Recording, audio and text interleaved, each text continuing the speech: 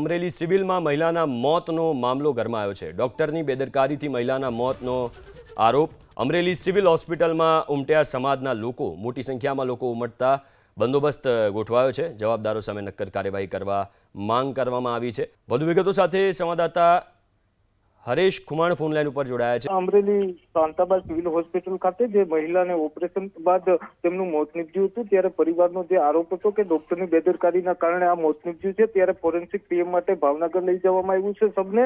પરંતુ પરિવારની જે માંગ છે, પીએમ રિપોર્ટ આવ્યા બાદ જ તેમનું ડેડ બોડી સ્વીકારવામાં આવશે, પરંતુ હાલ હજુ સુધી પીએમ રિપોર્ટ આવ્યો નથી। ત્યારે મોટી સંખ્યામાં દેવીપુંજક સમાજના લોકો હોસ્પિટલ ખાતે એકત્રિત થયા છે અને એકત્રિત થઈ અને હાલ અત્યારે જિલ્લા પોલીસ વડા અને જિલ્લા કલેક્ટર શ્રીની કચેરીએ આવેદન દેવા પહોંચ્યા છે। ત્યારે જે જવાબદાર હોય તેની સામે કડકમાં કડક કાર્યવાહી કરવાની માંગ સાથે કલેક્ટરને અને જિલ્લા પોલીસ વડાને રજૂઆત કરવામાં આવી છે। જી, મારા સમાજની બૈરા 19 તારીખે પાછી થયેલી છે, એની કોથળીનું ઓપરેશન કરાવવા આવેલી હતી અને ઓપરેશન કરવાથી જે કોથળીની અંદર નસ આવે લોહીની, નસ કાપી નાખવાથી બૈરાનું મોત નીપજેલું છે અને અમે આ 6 દિવસથી લાશ લઈને બેઠા છીએ કે આ તંત્ર ઉપર જે મેનેજમેન્ટ જે છે, ટ્રસ્ટીઓ જે છે, જે આ ડૉક્ટરો શીખાવશે એની માથે કેસ થવો જોઈએ। આ એક ફેરી નહીં, એવા 3-4 કેસ છે, એટલે અમે એની માથે કેસ ન થાય ત્યાં લગી લાશ લેવા નથી।